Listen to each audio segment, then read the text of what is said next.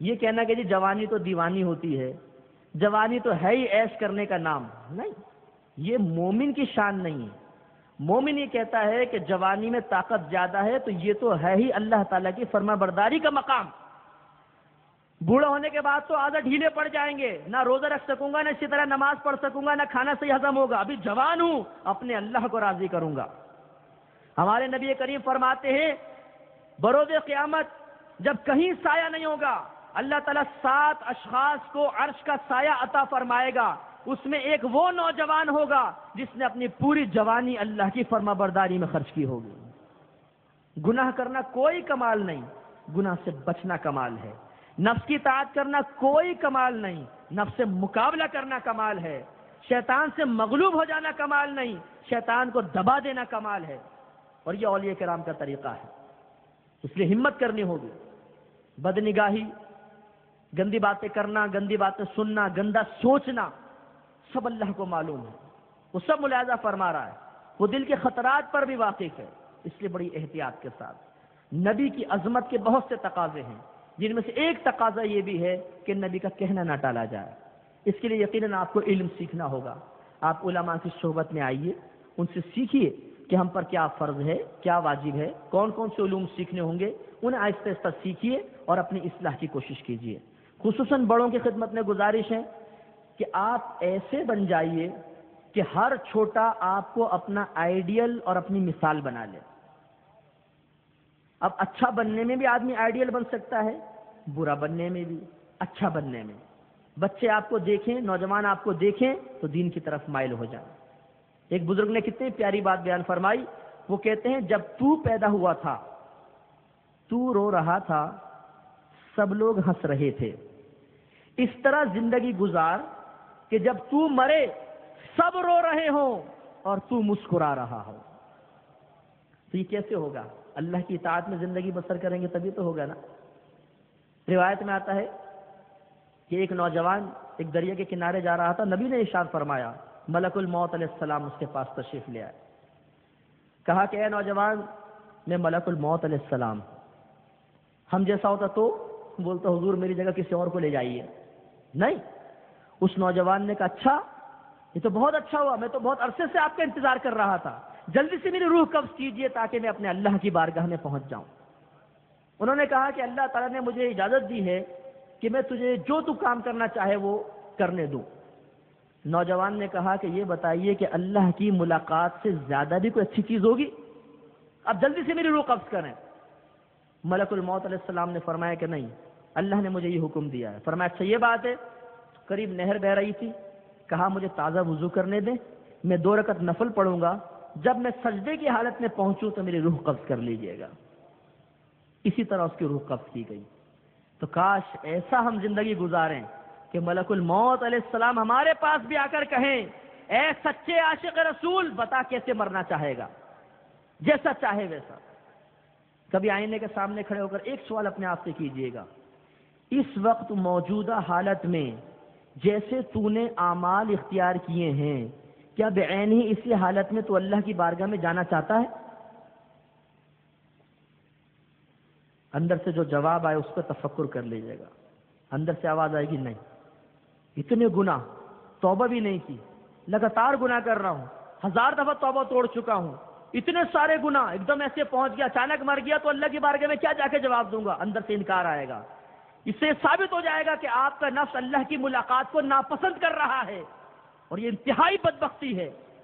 سرکار نے ابن عمر رضی اللہ تعالیٰ عنہما سے فرمایا، ابن عمر دنیا میں بالکل ایسے رہو جیسے راہ چلتا مسافر، مسافر دائیں بائیں سے دل نہیں لگاتا، وہ زیادہ راہ لے کے بالکل تیار اپنی منزل کی طرف بڑھتا ہے، بالکل ایسے رہو۔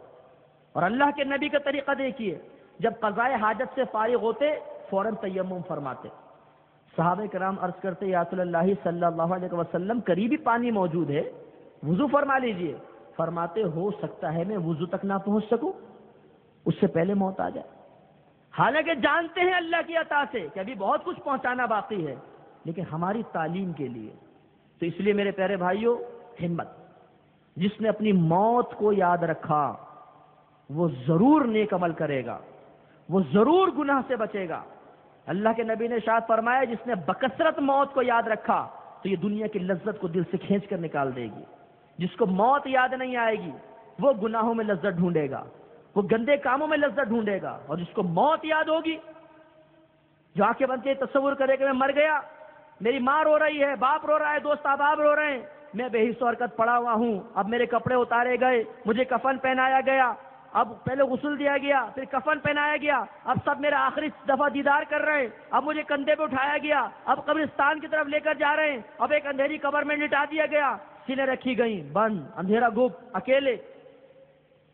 جب یہ تصور بار بار لے کر آئے گا تو خوف پیدا ہوگا۔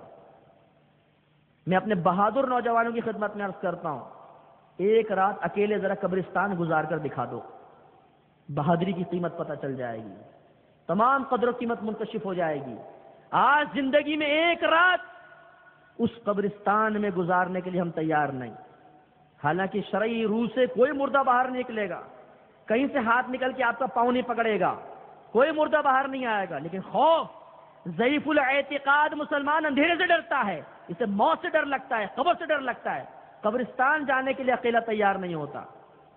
لیکن کب تک؟ 10 سال، 20 سال، 30، 40، 50 سال، ایک نہ ایک دن تو مرنا ہے، نہ چاہتے ہوئے بھی قبر میں تو اترنا پڑے گا۔ اس لیے مولا کائنات حضرت علی رضی اللہ تعالیٰ عنہ کے اس فرمان کو ذہن میں بٹھا لیں، فرمایا دنیا کے سارے لوگ سو رہے ہیں، یہ جاگیں گے اس وقت جب انہیں موت آئے گی۔ پھر کیا فائدہ ہوگا میرے پیارے بھائیوں؟ ہم نے ایسے ایسے نوجوان دیکھے، کڑیل جوان، ہمارے بالکل سامنے گلی میں ایسا لہیم شہیم لڑکا، اور میں نے خود اپنی آنکھوں سے کتنوں کو اس کو مارتے ہوئے دیکھا، ایک ہاتھ مارتا تھا آدمی دور جا کے گرتا تھا، صرف 3 دن بخار آیا، صرف 3 دن، اور اس کا لاشا سامنے پڑا ہوا تھا، وہ لمبا چوڑا بے بس تھا۔ ایک بزرگ نے فرمایا میں تمہیں اپنی بے بسی کا لمحہ نہ بتاؤں؟ لوگوں نے کہا بتائیے۔ فرمایا اس وقت جب میرے چاہنے والے مجھے قبر میں تنہا چھوڑ کر واپس آ جائیں گے، بڑی بے بسی کا لمحہ ہوگا۔ وہ تو بزرگ تھے، عاجزی فرما رہے تھے، ہم نے ایسی چیزوں سے دل لگا لیا کہ جو عنقریب ہمارا ساتھ چھوڑ جائے گی۔ آخری روایت، سرکار نے فرمایا ہر شخص کے 3 دوست ہوتے ہیں، ایک دنیا تک اس کے کام آئے گا، موت کے ساتھ ہی اس کا تعلق ختم، دوسرا قبرستان تک ساتھ جائے گا، دفناتی دوستی ختم، تیسرا قبر میں ساتھ جائے گا۔ پھر فرمایا اس کا پہلا دوست اس کے دنیاوی دوست اور رشتہ دار ہیں، پہلا دوست مال و متاع ہے، جیسے ہی آدمی مرے گا مال کا تعلق ختم، کروڑوں روپے جمع کیے، سود، رشوت، دھوکہ، جھوٹ کے ذریعے، لیکن انتہائی حسرت کے ساتھ سارے مال کو دیکھ کر ختم۔ سیٹھ جی کو فکر تھی ایک ایک کے 10 کیجئے، موت آ پہنچی کہ صاحب جان واپس کیجئے۔ پھر انتہائی حسرت ہوگی، پھر آدمی بولنا چاہے گا لیکن زبان گنگ ہو جائے گی، پھر اسے اپنی خیانتوں کا احساس ہوگا، غلطیوں کا احساس ہوگا، اللہ کی بارگاہ میں جرت مندی کا احساس ہوگا، وہ پشیمان ہوگا، اس کے ماتھے میں پسینے آنا شروع ہو جائیں گے، لیکن کوئی اس کی فریاد کو پورا نہیں کر سکے گا، دوستی ختم، مال کسی کام نہیں آئے گا۔ دوسرا دوست فرمایا دوست اور رشتہ دار، قبر تک ساتھ جائیں گے، اس کے بعد دوستی ختم۔ کسی ماں کو دیکھا ہے اس نے کہا ہو کہ میرا لال اندھیرے سے ڈرتا تھا، آج قبر کی پہلی رات ہے، تمام مردے مردے ہوں گے، اندھیرا ہوگا، میرا بچہ کیسے رات گزارے گا، میں اس کی قبر کے پاس آج رات رہوں گی۔ کوئی ماں ایسی نہیں ملے گی، کوئی باپ قبر میں اترے گا، کوئی آپ کا جگری یار قبر میں آپ کی جگہ نہیں جائے گا یا آپ کے ساتھ نہیں جائے گا، سب مٹی ڈال کے اچھا جی السلام علیکم، ختم، کچھ عرصے بعد بھول بھال جائیں گے۔ اور فرمایا تیسرا دوست اس کا عمل، اچھا عمل یا برا، یہ قبر میں ساتھ ہوگا۔ اچھا عمل کیا ہوگا، یاد رکھیے گا، سرکار نے فرمایا جب آدمی قبر میں رکھا جائے گا، نماز سیدھی جانب، روزہ الٹی جانب، قرآن پاک کی تلاوت سر کی طرف، جماعت کے لیے چلنا پاؤں کی طرف آ جائے گا، اور صبر قبر کے کونے میں کھڑا ہو جائے گا۔ عذاب سیدھی جانب سے آئے گا، نماز سے ہی خبردار، اس کے پاس ہرگز مت آنا، یہ اللہ کی بارگاہ میں کھڑا ہوا کرتا تھا۔ اس طرف سے آئے گا، روزہ کہے گا خبردار قریب مت آنا، یہ اللہ کے لیے بھوکا رہا ہے۔ سر کی طرف سے آئے گا، قرآن رکاوٹ بن جائے گا، خبردار یہ راتوں کو اٹھ اٹھ کر مجھ کر پڑھا کرتا تھا، میں تجھے اس کے قریب نہیں آنے دوں گا۔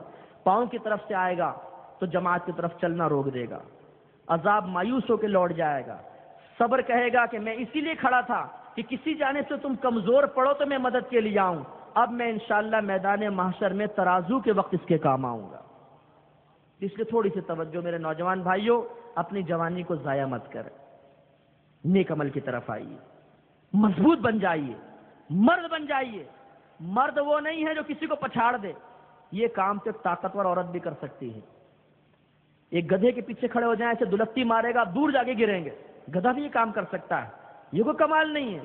مردانگی بزرگوں کی زبان میں حقیقتاً یہ ہے کہ نفس و شیطان ہم سے گناہ کروانا چاہے اور ہم تنہائی میں بھی گناہ نہ کریں، یہ کمال ہے، اس کو ہمیں حاصل کرنا ہے، لیکن یہ آہستہ آہستہ حاصل ہوگا۔ اللہ تعالیٰ ہم سب کو توفیق عطا فرمائے۔ اور آخر میں